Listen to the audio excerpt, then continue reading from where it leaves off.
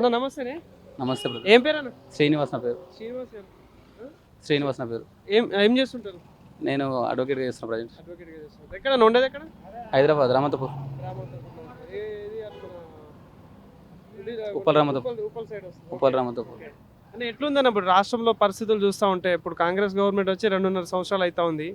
So రాబోయే రోజుల్లో GHMC elections వచ్చే అవకాశాలు కూడా కనిపిస్తున్నాయి. కాబట్టి ఎట్లా ఉండే అవకాశాలు ఉన్నాయి ఇప్పుడు? కాంగ్రెస్ అంటున్నారా? కాంగ్రెస్ జెన్యున్గా చెప్పాలి కదా. యాక్చువల్గా కాంగ్రెస్ గవర్నమెంట్ వచ్చిన తర్వాత వీళ్ళు ఒరిగిచ్చింది ఏం లేదు.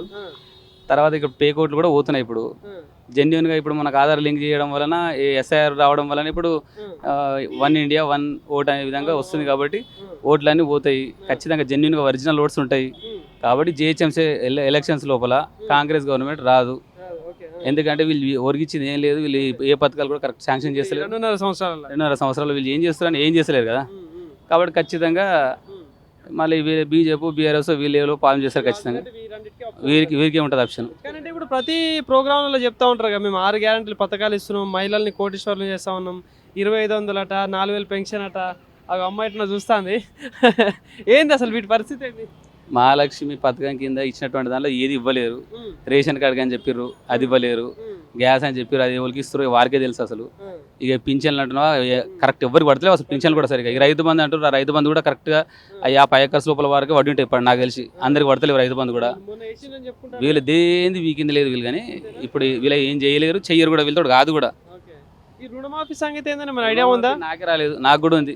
1.5 ఎకర్ ల్యాండ్ ఉంటుంది విలేజ్ లో. రుణమాఫీ అప్పుడు నేను ఒక 60,000 తీసుకున్నట్టు 1 lakh చిల్లర అయింది. నాకు రుణం పడలేదు. మా అమ్మ కూడా ఆమె కూడా పడలేదు. ఇద్దరు ఎవరికైనా ఒకరికైనా చేస్తామని చెప్పారు. ఒకరు కూడా పడలేదు.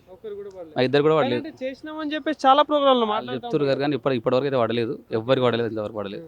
హ్యాపీగా లేరు ఇప్పుడు ప్రభుత్వం. హ్యాపీగా ఉన్నారు. మేము ఇప్పుడు ఫర్ ఎగ్జాంపుల్ నా విషయం చెప్తున్నా, నాకే పడలేదు కదా. రుణమాఫీ పడలేదు. జెన్యున్గా మా వాళ్ళు చాలా మంది పడలేదు. ఇప్పుడు హైదరాబాద్ సిటీలో చూస్తూ ఉంటే ఏమనిపిస్తూ ఉంది అసలు ఈ ప్రభుత్వం చేసే పని చూస్తూ ఉంటే? హైదరాబాద్ సిటీలో మేము హైదరాబాద్కి వచ్చేసి 20 సంవత్సరాలు అవుతుంది.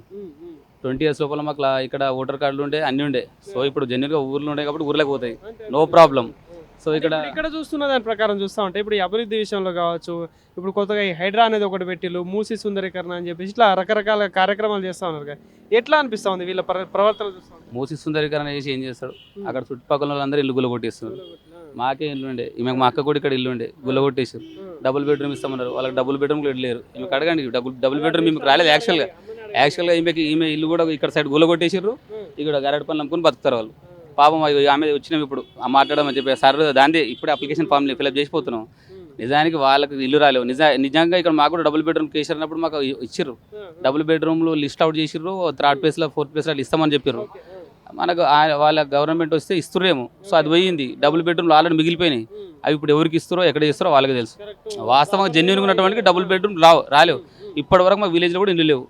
ఇక్కడ డబుల్ బెడ్రూమ్ వస్తుందేమో, ఇక్కడ సెట్ అవుతామేమో, మంచి ఇల్లు ఉంటుంది మాకు. ఇక్కడ మళ్ళీ ఉంటామని మా పిల్లలకు వాళ్ళకి ఎడ్యుకేషన్ ఉంది కాబట్టి ఇక్కడ సెట్ అయిపోయినాం. మేము ఈ మ్యారేజ్ ఇక్కడనే చేసుకున్నాము, ఇక్కడనే చదువుకున్నాము, ఇక్కడనే సెట్ అయిపోయినాం. ఇల్లు కూడా వస్తుందని చెప్పి ఆశించినాం. ఇల్లు లేదు. ఇక లాస్ట్కి ఎస్ఐఆర్ రావడం వల్ల అందరం ఊరికి పోతున్నాయి. అన్ని ఓట్లు గిట్టి జెన్యున్గా ఊర్లో సెలెక్ట్ చేసుకోవాల్సి వస్తుంది. కాబట్టి ఇక ఊర్లో ఇప్పుడు మళ్ళీ ఇక్కడ ఇవ్వలేరు, ఆడ ఊర్లో వదలేదు. ఊర్లో మహాలక్ష్మి పథకం అని చెప్పాడు. అదే ఇల్లు కోసం అక్కడ పెట్టినాం. మహాలక్ష్మి ఇల్లు గృహము ఇందిరామ్మ పేరు మీద పెట్టిండు పెద్ద మనిషి. ఆ ఇందిరామ్మ ఇల్లు ఇందిరామ్మ ఎత్తుకుపోయింది. అదంటే ఇక లేదు. ఇందిరామ్మ ఇల్లు ఏడుంది ఇంకా అలా పెట్టినాము. నాకు అసలు ఇల్లు లేదు. ఇప్పటివరకు నేను రాజశేఖర రెడ్డి పీరియడ్లో కూడా ఇల్లు చెప్పుకోలేదు. అంతకుముందు మాకు ఇక్కడ గవర్నమెంట్ నుంచి ఇల్లు తీసుకోలేము. 1 minute ఇల్లు తీసుకోలేము. కనీసం మరి ఇప్పుడు ఈ గవర్నమెంట్లో సరే ఇల్లు వస్తుందా అంటే ఆ ఇల్లు పేర్లు ఏం పెట్టారు? లిస్ట్ 3 అని పెట్టారు. మరి ఏదో ఇల్లు ఉంది, స్లాబ్ ఉంది, అంత ఉంది అని చెప్పేసి వాడు మళ్ళీ పంచాయత్ సెక్రటరీ సర్వే చేసి రాసిండు.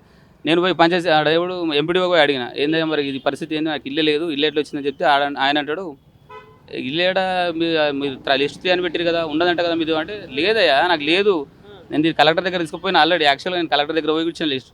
మేము ఏదో పోయి కష్టపడి చదువుకున్నాము, ఏదో LLB కంప్లీట్ అయింది, ఇప్పుడు ప్రాక్టీస్ చేస్తున్నాం. అరే ఇల్లు అన్నీ వస్తే ఇంట్లో ఉంటాం కదా అని చెప్పి ఆ ఇందిరా మిల్లు కూడా మాకు లేదు. ఆ ఇందిరా మిల్లు ఎవరికి ఇస్తారు? ఆ కాంగ్రెస్ వాళ్ళు ఎవరెవరు పెద్దోళ్ళే. అది కూడా పాపం చిన్నగా గ్రౌండ్ స్థాయిలో ఉన్నటువంటి కార్యకర్తలు కూడా ఇస్తలేరు వాళ్ళు. ఆ ఇచ్చినా కానీ 5 లక్షల రూపాయలు అని చెప్తున్నారు. పాపం కొందరు నాకే అప్పుడు అడుగుతారు. ఊర్లో పోతే అన్న ఈ 2-3 లక్షలు కావాలి, ఇది ఇల్లు కట్టడం అయితే లేదు. వాడు పిల్లర్స్ లేపు వదిలేసినాడు, వాడు అట్లనే వదిలేసినాడు, వాడు బిల్లు రాదు, వాడు మీదికి లేపాడు. ఇందిరా మిల్లు ఏం నడుస్తుంది? జెన్యున్గా ఎవరు డబ్బులు ఉంటే వాడు కట్టుకుంటాడు. వీడు కట్టుకున్న తర్వాత ఇస్తున్నాడు డబ్బులు. ఫస్ట్ వాళ్ళకి ముందు ఒక 10 lakhs ఇచ్చింటే వాళ్ళు కట్టుకుంటారు. డబ్బులు ఉంటే వాడు ముందే కట్టుకునేటోడు. అంతే కదా. అది కావట్లేదు, అది ఏడైతుంది. ఇప్పుడు వాళ్ళు ఇల్లు కట్టుకోవాలి, వాళ్ళు ఫస్ట్ 2 లక్షలు పెట్టి కట్టాలి. 2 లక్షలు ఎడికి ఏం చేస్తాడు? పోనీ నాకు వస్తాయి కదా అని చెప్పేసి పాపం 2 లక్షలు అప్పు చేసి కడుతున్నారు. కట్టడం బిల్లు రాదు. సెంట్రల్ గవర్నమెంట్ టైప్ అయినట్టు పెద్ద మనిషి బీకింది లేదు. 5 లక్షలు కదా, 2.5 లాక్ 3 లాక్స్ సెంట్రల్ గవర్నమెంట్ ఇస్తుంది. ఆ 60 ఫీట్స్ 60 గజాల లోపలనే కట్టాలి. అది లేకపోతే అది శాంక్షన్ కాదు. ఒకవేళ కట్టిండు అనుకో, జర అటు ఇటు అయింది అనుకో, మనకి ఆ బిల్లులు కూడా రావు. వాళ్ళు చెప్పిన లెక్కనే కట్టాలట కదా. అంతే ఉంది. అది చాలా మందికి రాలేవు. ఆ ఇందిరా మిల్లు శాంక్షన్ చేసిన తర్వాత 9 మందికి 10 మందికి శాంక్షన్ చేసిన విలేజ్లో చూస్తే 3-4 కట్టిర్రు, మిగిలిన 5-6 మంది అవుట్. వాళ్ళే మళ్ళీ రిటర్న్ అయినాయి. ఎట్లుంటుంది మరి ఇప్పుడు బీజేపీకి ఏమైనా ఛాన్స్ ఉంటుందా తెలంగాణలో ఈసారి? బ్రహ్మాండంగా ఉంటుంది. బీజేపీ ఉంటుంది, బీఆర్ఎస్ ఉంటుంది ఖచ్చితంగా. వాళ్ళు ఇద్దరే టైప్ అవుతుండొచ్చు. అంతేనా? ఎట్లుంటుంది నిజంగా టైఅప్ అయితే బాగుంటుందా, సపరేట్గా ఉంటేనే బాగుంటుందా? ఇక పొలిటికల్ బై వాళ్ళు అంతా సమీకరించుకుంటారు. మనం దాన్ని ఇన్వాల్వ్ కాలేం కదా. నేను కూడా జరాబాద్ నుంచి ఇండిపెండెంట్ ఎమ్మెల్యేగా నామినేషన్ చేసిన లాస్ట్ టైం ఓడగొట్టడానికి అని చెప్పేసి. అంటే రావాలి, మార్పులు రావాలనుకున్నాం, మార్పు వస్తుందేమో అనుకున్నాం, కానీ మార్పు కాదు, మొత్తం లోపలికి ఒప్పించేసిండ్రు. ఏముంటుంది మరి, అండర్ గ్రౌండ్కి వెళ్ళిపోయినాం అందరం. ఎట్లుంటుంది అంటే ఇప్పుడు ఈ జిహెచ్ఎంసీలో ఎవరెవరి మధ్య పోటీ ఉండే అవకాశాలు ఉంటుంది? మేయర్ కావచ్చు, అత్యధిక సీట్లు ఎవరికి వచ్చే ఛాన్స్? ఎందుకంటే ఇప్పుడు పవన్ కళ్యాణ్ ఎంట్రీ ఇస్తా ఉన్నాడు, కవిత కొత్త పార్టీ అంటా ఉంది. ఎట్లా నడుస్తుంది అంతా? జిహెచ్ఎంసీ ఎన్నికల్లో ఎలా జరగబోతుండో కానీ వాస్తవానికి మన జూబ్లీ సెలక్షన్ చూసినాం కదా, మొత్తం డబ్బులు మంచి ఫుల్ విపరీతమైన డబ్బులు. నాకు తెలిసి ఇప్పుడు ఈ జిహెచ్ఎంసీలో కూడా వీళ్ళు డబ్బులే వంచుతారు ఫుల్. వాళ్ళు సంపాదిస్తారు ఫుల్, కబ్జాలు చేస్తారు, రియల్ ఎస్టేట్ కొండలు లేవంటాను కదా అన్న రేవంత్ రెడ్డి. ఎంతసేపు అసలు నన్ను దొంగలు ఎత్తుకోపోయేటట్టు చూస్తాను, అసలు డబ్బులే లేవంటాను కదా. గవర్నమెంట్ కింద డబ్బులు ఉంటాయి, గవర్నమెంట్ కింద వాళ్ళు సంపాదించడం ఉంటాయి, రియల్ ఎస్టేట్ చేసుకుంటారు, ఫుల్ డబ్బులు వస్తాయి. ప్రజాభివృద్ధికి వాళ్ళు చేసే ఉద్దేశమే లేదు కదా. ఏ గవర్నమెంట్ ఆఫీసులకు వెళ్ళినా ఒకటే మాట చెప్తున్నారు, ఏమంటున్నారు? నెక్స్ట్ గవర్నమెంట్ రాదు, ఏమొస్తుందో దొబ్బకపోదామండి, అదే పని వాళ్ళది. అంతే కదా వాళ్ళు దొబ్బేసుకుంటారు. ఇప్పుడు మొత్తం జిహెచ్ఎం సెలెక్ట్ వస్తాయి, ఫుల్ డబ్బులు ఖర్చు చేసేస్తారు, విపరీతంగా వంచేస్తారు, గెలుస్తుండొచ్చు. పబ్లిక్ కూడా అట్లానే తెచ్చారు కదా, డబ్బులు ఇస్తే ఓట్లు ఇస్తారు. వీళ్ళకి కూడా అభివృద్ధి అవసరం లేదు, జనాలకు కూడా. జనాలు మారాలి ఫస్ట్. గవర్నమెంట్లు ఏం మారుతాయి? జనాలు మారితే గవర్నమెంట్ మారుతుంది. ఫస్ట్ జనాలు మారాలి. జనాలు 500 తీసుకుంటారు ఓటేస్తారు, 1000 రూపాయలు తీసుకుంటారు ఓటేస్తారు. జూబ్లీ సెలక్షన్ చూసినాం కదా, అందరు రోడ్ల మీద లైన్లు కట్టారు చీరల కోసం అని చెప్పేసి, పోయి లైవ్ చూసినాం.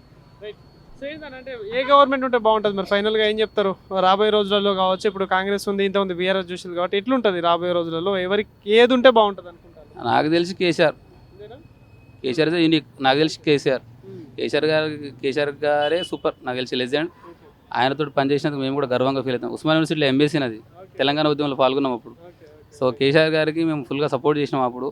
దరిద్రానికి మొన్న 2023 ఎలక్షన్స్లో ఆయనకు ఆపోజిట్గా మేము యూనివర్సిటీ నుంచి నిలబడాల్సి వచ్చింది. ఈ కాంగ్రెస్లో మాటలనే విన్నాం. లాస్ట్ క్వశ్చన్ గోడ కొట్టడం, పాపమైన పోవడం, తెలంగాణ మొత్తం దిగజారిపోయింది. పవన్ కళ్యాణ్ కావచ్చు, కవిత, వీళ్ళ ప్రభావం ఏమైనా ఉంటుందా రాష్ట్రంలో? పవన్ కళ్యాణ్ గారు అంటే ఆంధ్రాలో ఆయన ఉంటుంది, ఈయన బీజేపీ వాళ్ళతో ఉంటుంది, ప్రభావం ఉంటుంది. పవన్ కళ్యాణ్ మంచి ఫేమ్ ఉంది కదా, మంచి క్యాండిడేట్ కాబట్టి ఖచ్చితంగా ఉండే అవకాశం ఉంటుంది. ఓకే.